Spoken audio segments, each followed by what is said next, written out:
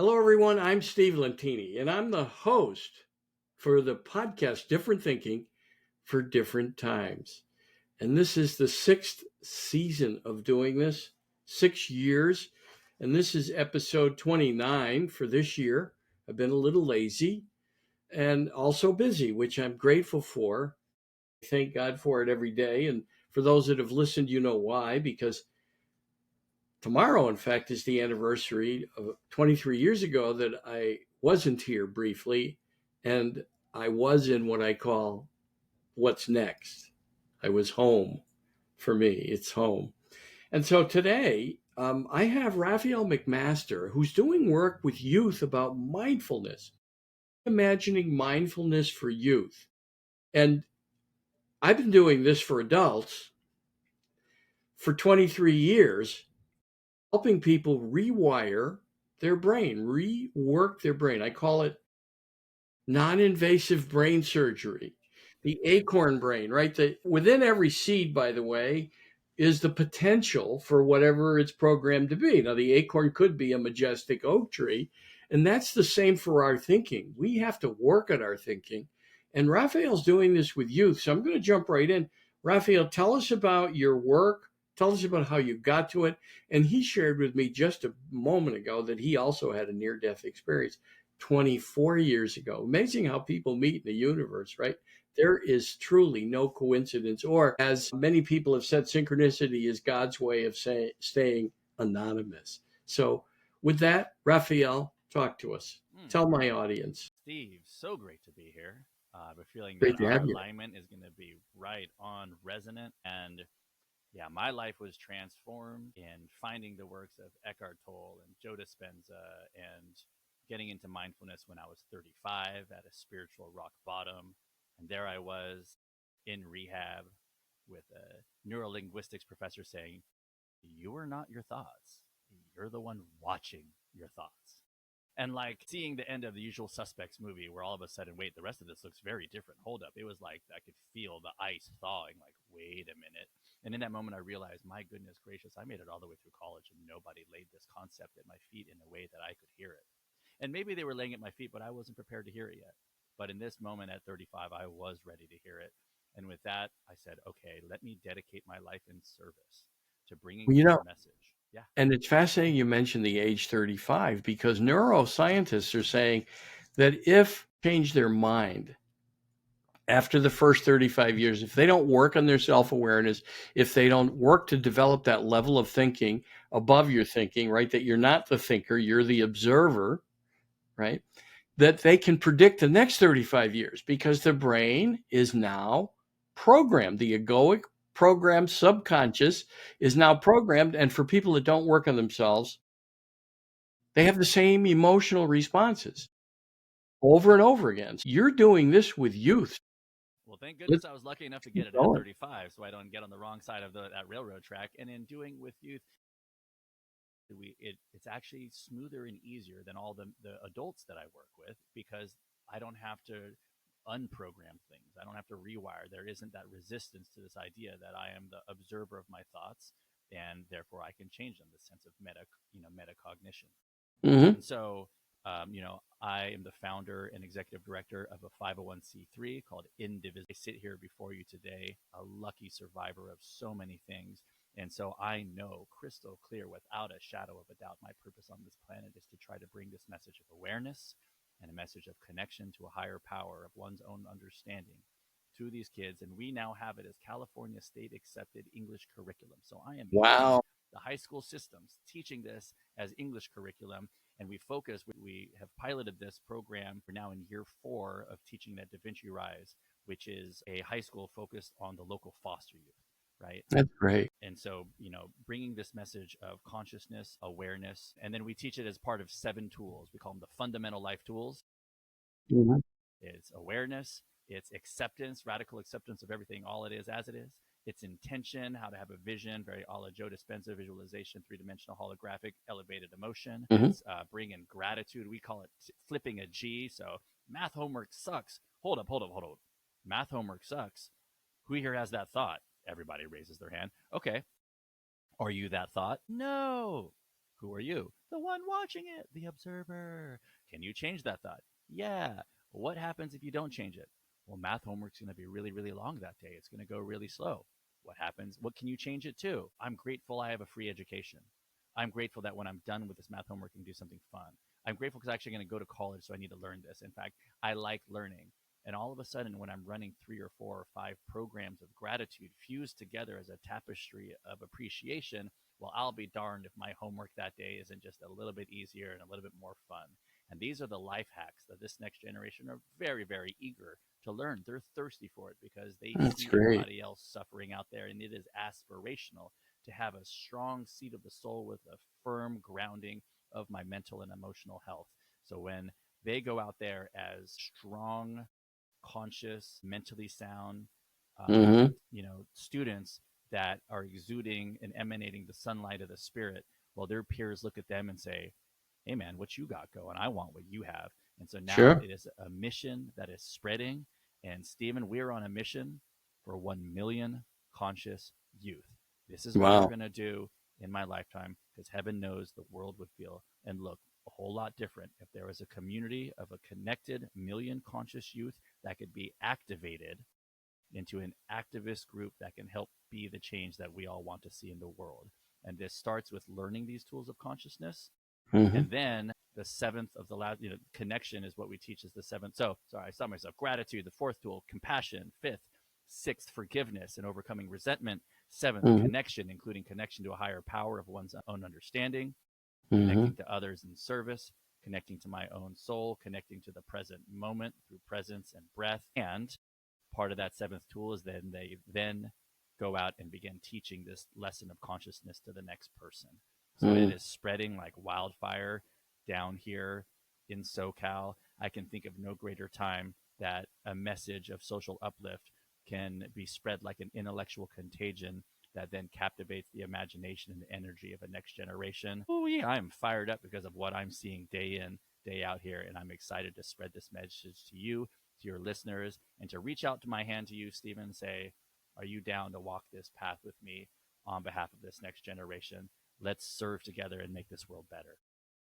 Without a doubt. I mean, and to your point about it being easier to influence the young people about becoming the observer and recognizing the seven tools that you just mentioned. And for me, all of those, right? Gratitude. I was grateful waiting for the ambulance, and people thought I was nuts. They thought I Right. was nuts. They're asking, Steve, how you doing? I said, I don't know how my body's doing, and I'm grateful. I Ooh. knew there was going to be a big shift. Now, for me, I was 50 and it took a 2x4, life whacking me with a 2x4. God said, we got to get you on another track. And I share the experience of daydreaming while I was in this other work I was doing. It was my business, but it was a license for a national sales training program. And I would be in the office, and all of a sudden I'd get the picture of I'm on a train and I see a train coming the other way, and I'd be on it. I'd actually, and I was like, why am I seeing a train going by? I'm on a train daydreaming, or maybe even had a few of those dreams. I don't remember now at night, and I'd see a train coming the other way and I'd be on it. And it was like life was giving me a little hint that you're not on the right path. So if kids can learn it, and fascinating, because I've been saying on this podcast, I wish that it was taught in middle school and in high school and in colleges. And I know Dr. Srikumar Rao has some programs around the country about developing the observer level and the witness level. He wrote the book many years ago, Are You Ready to Succeed, Dr. Srikumar Rao. And what you're talking about is fascinating for kids to be able to prove it to themselves because they can learn very quickly. Hey, wait a minute, is that thought true? And when they hear it from each other and they hear the Yeah. efficacy, when they see that it's working so clearly for someone else, there's a word in Sanskrit, kavi, which is the sound in someone's voice when it's coming from lived experience. And Yeah. so when the cool senior in high school with the cool earrings and the varsity jacket is talking to the eighth grader saying, listen, this is the most important thing I've ever learned, and it'll up level your game, it'll make your life so much better, listen to what we're talking about here, and they begin teaching it and they're learning it from peers, that has a different level of power. Now, what you were saying about the universe speaking to us in signs and dreams and symbols. And I feel like the universe will whisper to me, but if I'm not listening, it'll get louder and louder until me too, 24 years ago, I was hit by a truck and I was a pedestrian. The truck was going 45 miles per hour. I'm very, very, very lucky to be alive. And a person on one hand could say, oh my gosh, what terrible luck. You were hit by a truck. Oh my gosh, that sucks. And I can say, what amazing luck. I am so grateful to be alive, Mm-hmm. right? Person. And so, whether or not I perceive this as something terrible or something I'm grateful for, well, that's going to be the experience I have. Truly, truly, perception, perspective is Mm-hmm. everything. And those of us that understand the power of a heart centered perspective of appreciation and consciousness and compassion, we are now have the opportunity to spread that light to others, not in some wishy-washy, hunky-dory way, but as a matter of effectiveness. Who wants to walk through a life that sucks? Like, I don't. Like, straight up. So, okay, then how do I optimize myself? The way we optimize ourselves is being in a heart-centered metacognition space with a clear intention. I know exactly what I want. And exactly what I want looks like exactly what we're doing right now, Steve. Sitting, Yeah. talking with you. I can think of nothing more fun. Come on, get Yeah. out of here. Yeah. Being out there running and gunning. This was what I was shooting for this whole time, trying to find connection with some elevated conversation at 1 in the morning Mm-hmm. on a Saturday night. This is what I was looking for right here. Mm-hmm. Mm-hmm. And for me, it's very similar as well, and I can identify with it because I wasn't hit by a truck, but one second I was fine. I was conducting a seminar, and the next second I felt like I had been knifed in the abdomen or shot. And what it was is my pancreas exploded. Little did I Wow. know. My pancreas exploded. And immediately, though, I had this overwhelming sense of gratitude and the presence of the divine or God as I look back. The other thing was I didn't realize I had just surrendered fully Yeah. at that moment to what was going on. I was just grateful. I don't know how my body's doing. And then 5 days later, when I flatlined, part of my experience on the other side included, and there was only the now. There was no past or future, but I called them I call it the now on steroids. And there was a scene and a scene and a scene. So we'll skip to the third scene. Okay. And the third scene was a question after my life review: stay or go? And my consciousness again answered the question, because you don't have a body, Right. not there, you don't need one. With thy will be done. Thy will be done. Total surrender. Thy will be Surrender to done. win. Surrender is and gratitude are two really important keys for kids to learn, That's because right. I was fighting life up until the age of 50 in a good way. I thought I was going to win. I was the MMA fighter of Being life. effortful. Right. I was going to Didn't have it my care. way. I was going to That's be the right. best licensee of this That's right. program. But That's anyway, right. it was when the surrender brought and the gratitude brought amazing gifts. So go ahead, keep going about what you're seeing. I know you've got a book, and so let's keep going with what you're seeing from kids, what your response is, and where you're going with this, and then talk about your book. Yeah. So, what is amazing is um, every day after school, right? If a person were to come and visit our creative laboratory here in Hermosa Beach, so our creative laboratory is called Resin, 3,800 square foot creative lab with a music studio, fashion lab, media design center, painting, sculpting, um, and they come here after school and they're here for 90 minutes. The first 30 minutes is consciousness training, right? We tell them it's Jedi mind training, right? Because if you tell them it's mindfulness or mental health tools, they're like, pass. Oh no, this is Jedi mind training. Let's go. Okay. And then it goes from uh, that to an hour of creative laboratory Mm-hmm. time. And in the creative laboratory time, they can sew for 15 minutes and then go learn how to play drums, then go spray paint and go shoot photography. I do feel that thoughts are the language of the mind and emotions are the language of the body Mm-hmm. and art is the language of the soul. Mm-hmm. Now let's take a second and say, what are we talking about with art? Because I feel that when it becomes broadly stated at thought as like drawing and painting, then we're missing out on what we're talking about here. So I Mm-hmm. view it as this, right? We have our two energetic systems, the masculine, the feminine, the doing, go, create, make, masculine, the receive, hold space, right? Feminine. Mm-hmm. Mm-hmm. Anytime I'm in the masculine of do, make, create, and I do that with practice and repetition and focus, well, then that can be done as an art form. And so that could be the art of gardening. That could be the art of cooking. That could be, anytime I'm doing any practice. And I think we've all had that moment where, like, let's say we're washing dishes and the soap is just the right level of sudsy that night, and the waters, and we're having a moment. And maybe I'm even like throwing this fork as I reach for the next plate. And it's like, I'm in the flow state, baby. You know what I'm talking about? You're having like a moment. Well, I can do God dishes. walked amongst the dirty dishes. There it is, right? And I'm fully present having that moment. So the upside of that is that when I am practicing daily life as a creative, artistic expression, well, if art is the language of the soul, then when I'm behaving that way, my soul is present. And when my soul is present, now all of a sudden this whole consciousness thing feels a little bit, what we're talking about, this is my soul watching my brain, right? And it's really interesting because one thing I see is this youngest generation, rather than saying awareness, because they do feel awareness is a little bit, they're like, oh, but aware of my surroundings and aware of this, that one feels a little bit confusing, in all honesty. They feel more comfortable saying mind watching, right? I am mind watching. So watching these students, and it's amazing. If you're ever in, Steve, or anybody listening, if you're ever flying through LA and you have a layover, we're 18 minutes from the airport, come check it out, because something magical happens when an adult sees a 9-year-old or a 10-year-old talking like a little Jack Cornfield or a little Eckhart Tolle with such a command of these concepts, that they're not parroting what I'm saying. They really, really understand this practice of being the aware observer of their thoughts. Their thoughts are like programs, and they can transform and change those and change their reality.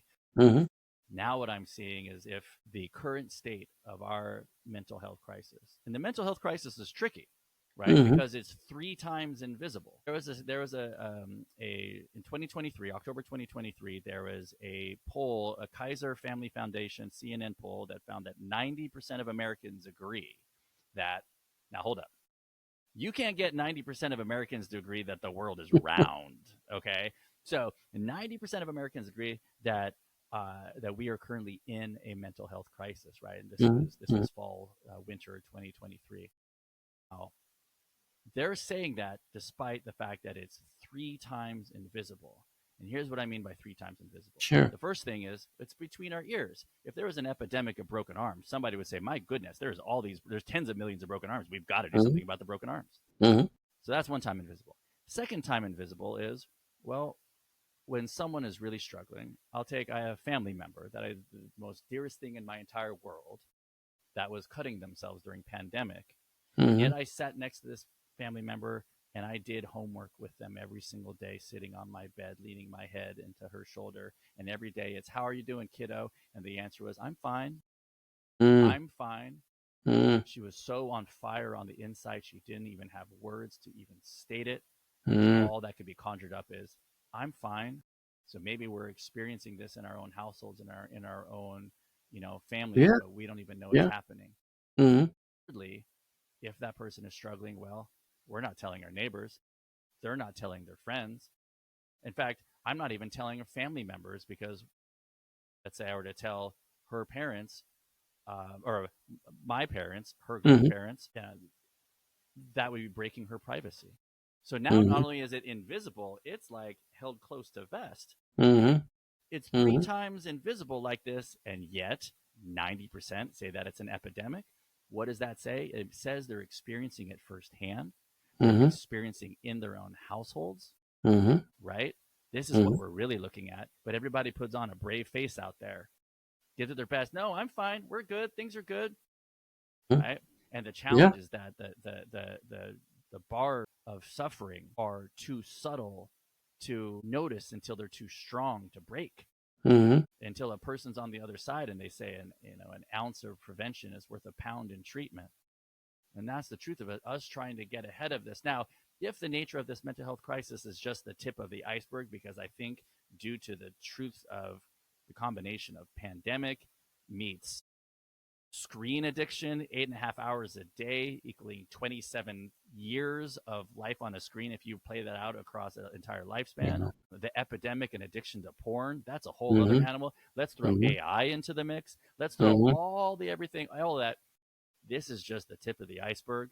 This is going to be a big iceberg. And if our country or our society is the Titanic, well, guess what? We're hitting that iceberg. That is not missing it, skipping it is not an option. We're going to hit it. But here's the thing: we've figured out how to build life rafts, right? And now these life rafts of consciousness, we've taught teens how to teach other teens how to build life rafts.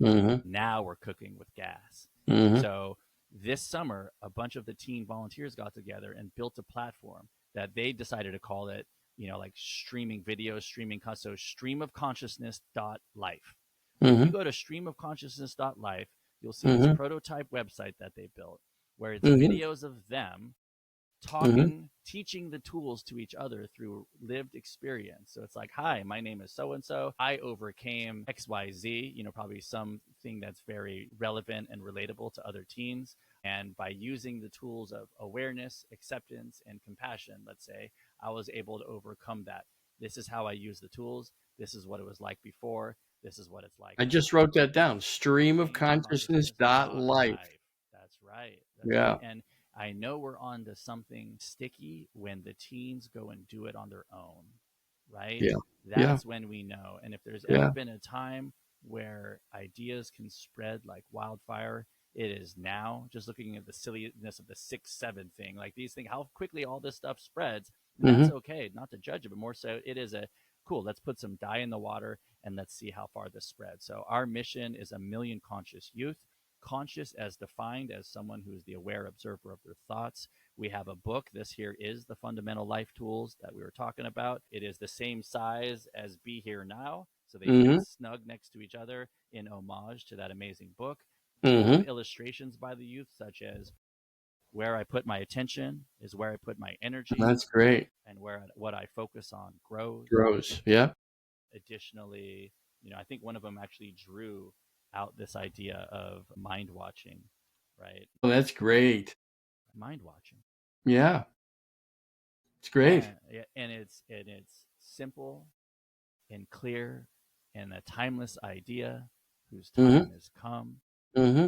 Taught in a way where these youth are the co-creators of this program. Therefore, we know it's going to be resonant because they're the ones making it. And every time they share what they're learning with someone else, they're also reinforcing for themselves what they've learned, right? And it's a great way to hang on to what they're learning. And now they're telling others, and then that continues, right? Give because it a way to keep it. What you feed grows. What gets fed in the universe grows. That is really a great philosophy. It really is. I happen to know too, because I'm working, like we've talked about earlier, is with adults. It's a little more challenging because how many times have I heard adults say, hey, it's who I am, get over it. Right. And then I'll gently say, well, remember, it's who you're choosing to be. It's a choice. They haven't lost their choice because they're 40 or 45 or 50, or the power to create using the observer method. Hey, I notice I can see I'm upset. What's going on with it, right? This is just a thought. It's not a fact.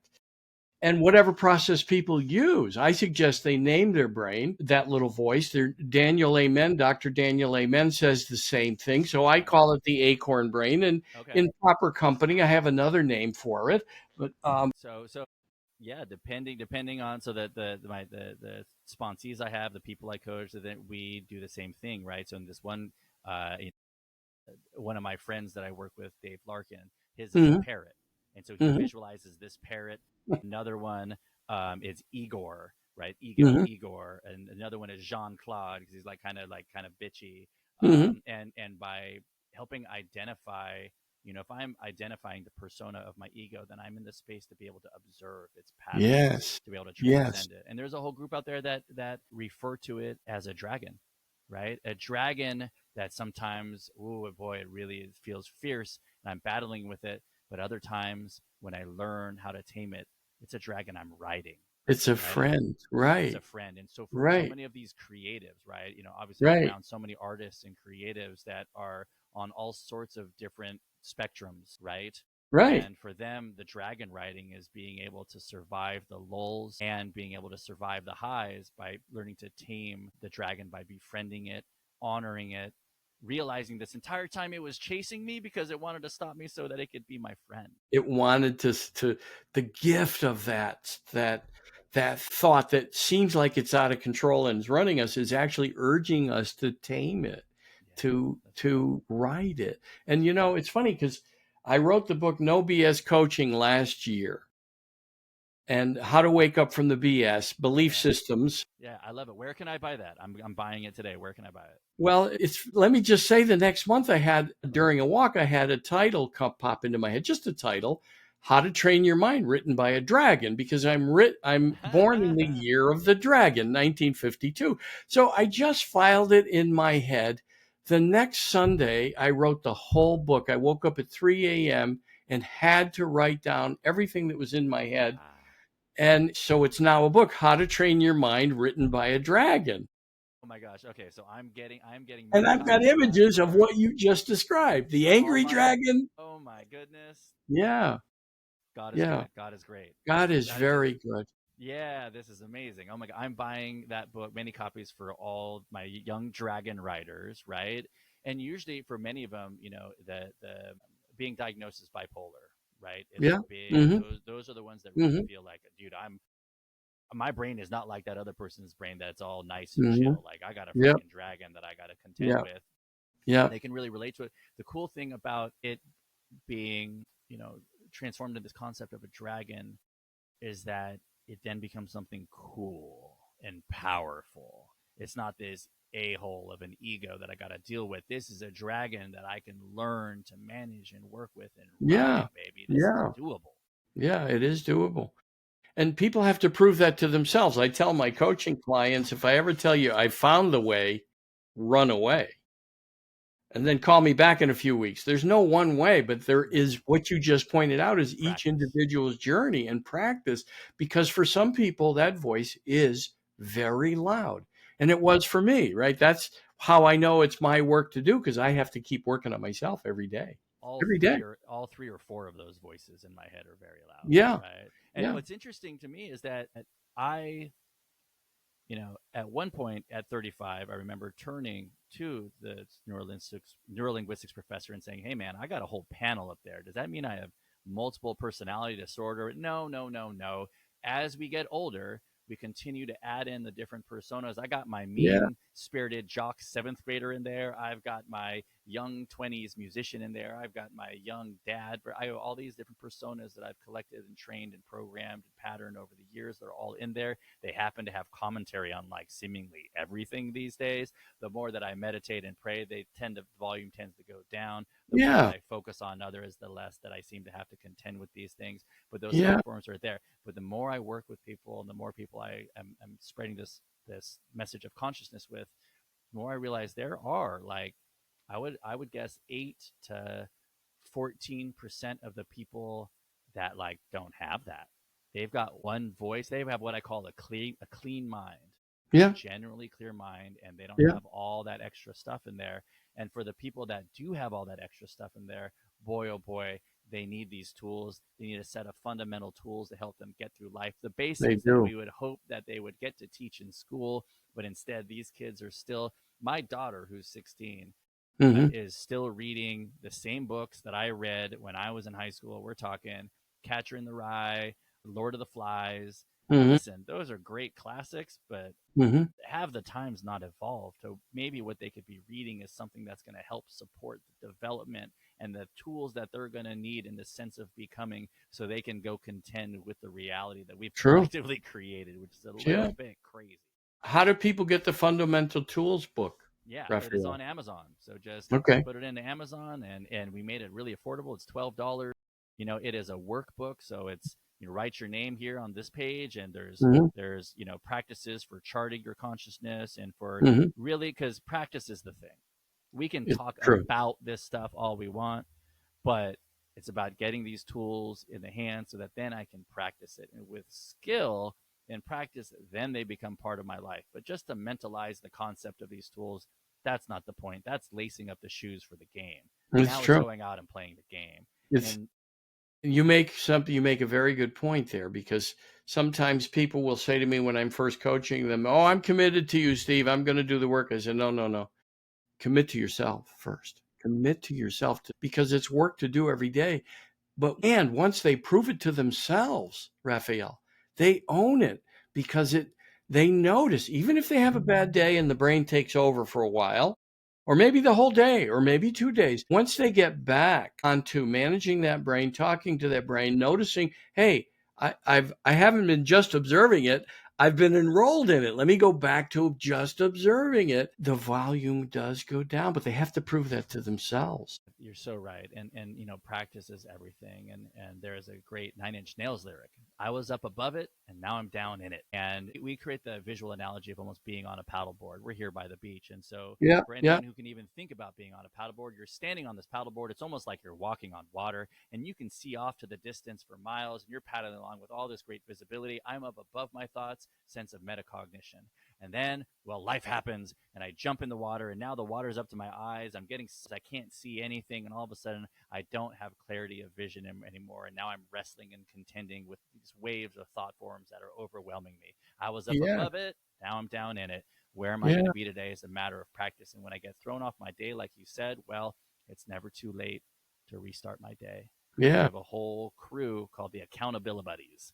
And what the Accountability Accountability Buddies buddy. do, that's right. It's a quick phone call. It's an under 5 minute phone call, and it needs to stay that way. That way, when one of us is calling another one, we know this is a quick phone call. So in fact, I had one right before this podcast, and since Mm-hmm. this podcast was starting at 1, Mm-hmm. when I call somebody at 12:56, hey, they know I got a 1 o'clock meeting. We're going to hit it real quick. And this quick Mm-hmm. bullseye accountability buddy phone call is the intention phone call. What is your bullseye?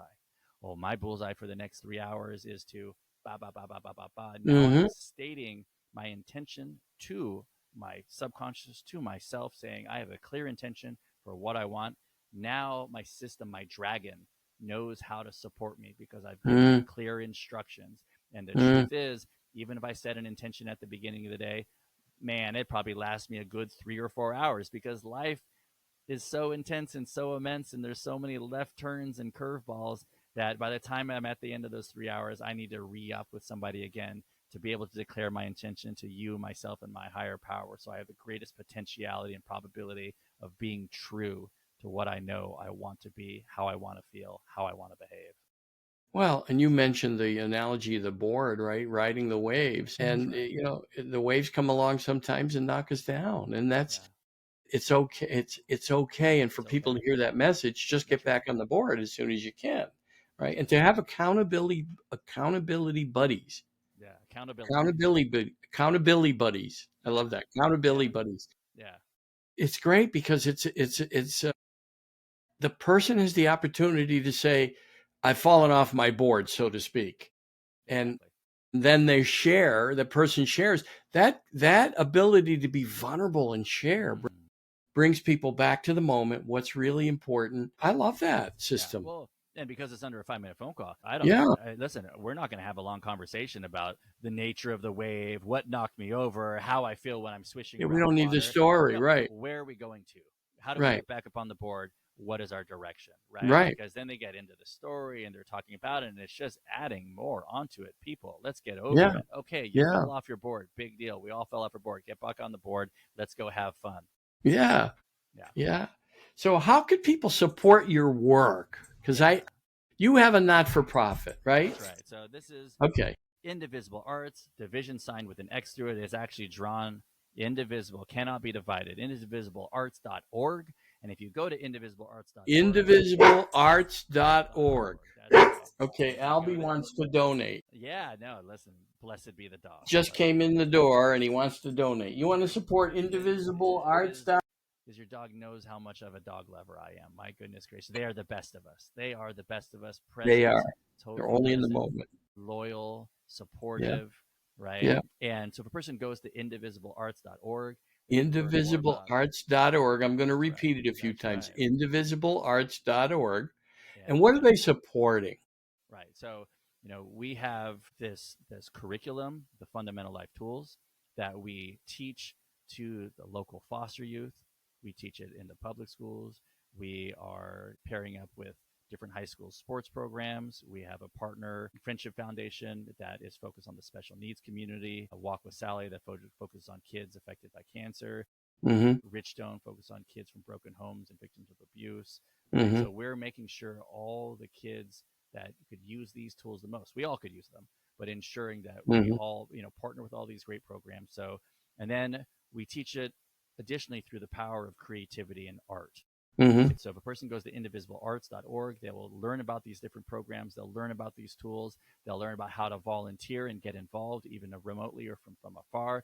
And they'll learn how to donate and support and give back so that we can take our resources, put it back to the front lines to build these life rafts, right? And teaching teens and youth how to build life rafts for each other as we go onto this pathway to 1 million conscious youth. So if a person were to go to streamofconsciousness.life, they get to see some of those teens. They get to see the teens that have shot the videos of themselves saying, hey, I'm so-and-so, I'm a conscious youth. Here's how I know I'm conscious. I practice awareness. Here's what awareness is. This is what it's like before. This is what it's like now. And you'll see dozens and dozens and dozens of those. We're going to grow those collection of videos until they're 1 million. And we're going to have them as a united community to affect change in a meaningful way, because we all want to see that change in the world. But boy, oh boy, how do you get there? Well, this is us stacking bricks, one brick at a time. We're going to turn around 3, 4, 5, 6 years later and have something meaningful that's a solid foundation for transformation and change in our society.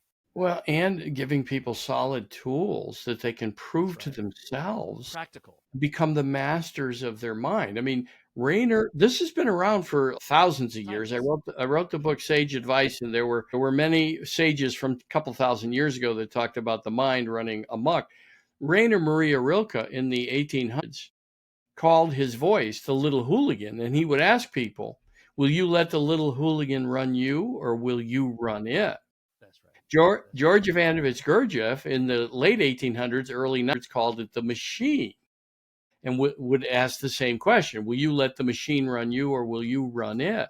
And I think what you're talking about today and the way you're doing it, especially with the idea of the dragon, you're teaching young children to learn to run their minds, and that first it becomes noticing, observing. That level means you're not that. It's just a cloud passing over. Hey, today you're a little sad. Okay, the sad cloud is coming, but guess what? The happy cloud is coming behind it. And the cloud that makes you right, or the cloud that makes you love yourself and love others, compassionate, grateful, thankful, surrendering to the moment. All those things are things the observer notices. And that's valuable. Yeah. So if we're going to define conscious as someone who practices being the aware observer, okay, well, what percentage, and no one has the right answer, but what would you guess? What percentage of people are conscious then? Know that this truth, that they're the aware observer, and practice it to some small level. No one's conscious all the time. I'm hoping it's at least 10% of the population. Okay. So let's say it's 10%. I'm a little bit hopeful. And I appreciate the hopefulness. I've seen a study. I saw an optimistic study say around 15%. 15? I'd love to see that study if you can email me. Yeah. Right. And so here's the deal, though. If we view this almost in a binary way, a person who understands this concept and has practiced it and is practicing it, or they've never heard of it, ignorant of it, or can't conceive of it. Okay. If this is binary, there's a line in the sand, then could I think of anything more important and valuable to do with my life and my lifespan than to reach over and pull one more person over into this awakened state of conscious? It is the most important thing. And so now let's get that 10% together. Let's get that 10% together and do something with this, because when a group of people know their shared purpose, then that's when they go transcend being a group of people into a culture. And we can develop collectively this culture that is committed to the growing consciousness, and it just needs a little bit of shape and a little bit of guidance, a little bit of articulation around where the contours of the culture are. And so this is an invitation to you and to your listeners, for all of us to walk this path together, right? This path towards, what, 1 million conscious youth, let's just make it 1 million conscious people, right? Let's all hold hands together, add some shape to this, and become a force for change. Yeah. I have a similar goal, one person at a time. starting with myself, because I'm still working on myself, but one person that gets the message that they can just be the observer, and it makes a difference starting there. There's more work to do, as you point out, with the 7 steps that you talk about. But it's a daily practice. And it's a daily practice. I don't wake up conscious. I wake up to the terror in my dome. My goodness gracious. My brain wants to enroll me in that almost every morning, but I get up and I fight it by saying, this is a fantastic day. I wonder what God will bring my way. I want to be with it fully. And I have to remind my brain that I'm in charge. Yeah. I'm in charge. It does not run me. And so it's, if one person, and every time I get an email that says, thank you, Steve, for the book you wrote. Thank you, Steve, for the podcast. That is, I know, it's one more, right, that I've accomplished and I've helped, that they've gotten the message themselves. And that's what I'm here to do, is to serve, really. And you have the exact same message. And I know that we are not alone. And technology is now facilitating all of us finding each other and uniting.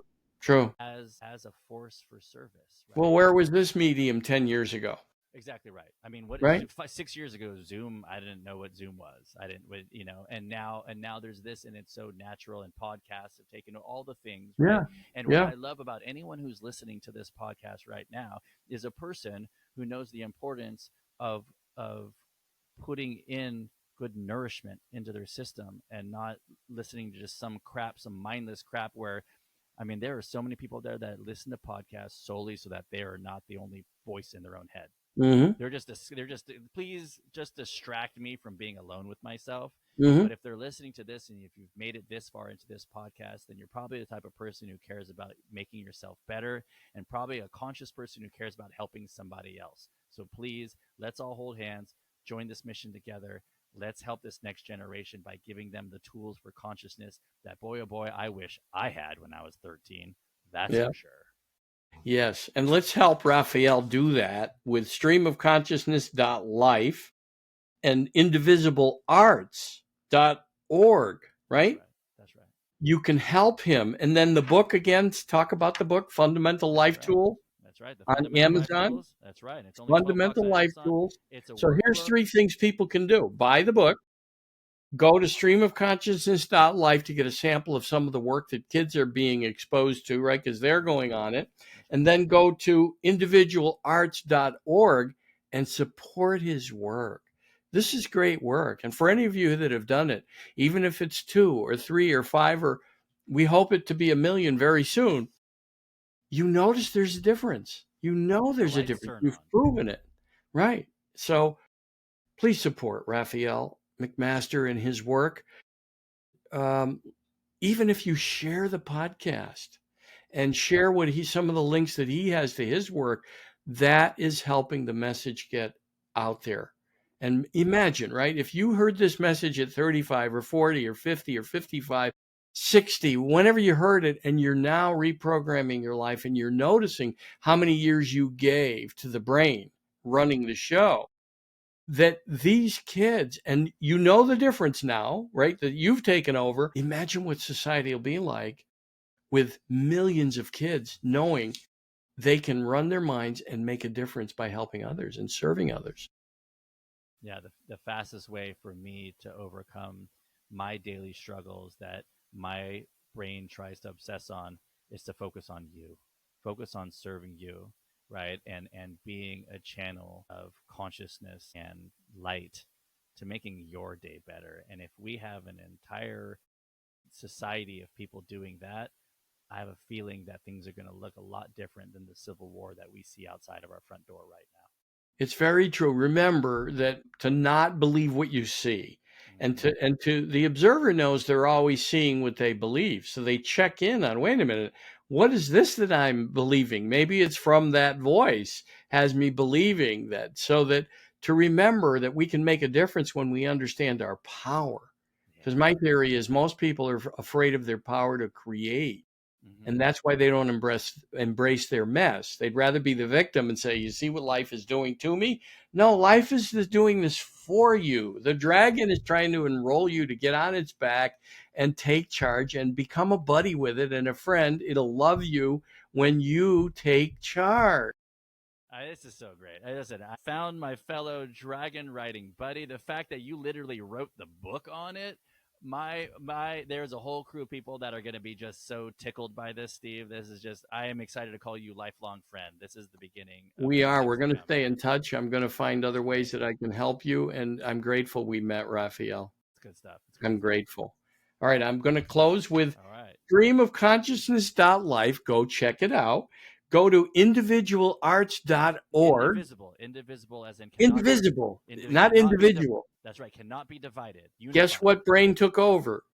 Indivisiblearts.org and the fundamental life tools. Go buy the book on Amazon. Yeah. You can look me up at rafaelmcmaster.com. You can see everything that I'm up to as a coach, as an artist, as a musician, all those different things. But at the end of the day, I'm here to serve. Can they bring you to their school? Yes. Yes, you can. There you go. Folks, I speak invite them to at a speak. lot of assemblies, and clearly I have a passion. Steve, could there be anything more important or valuable than being able to say something with the spoken word that forever opens a door or shifts a person's mentality or the way they see reality for the entire rest of their Nothing lives? more I can valuable. think of nothing more better to do with our time. Nothing. I agree. Invite Raphael to your school. That's a really great idea, everybody. All right, Raphael, I'm grateful. I'm grateful we met. Thank you. Until next time. Till next time.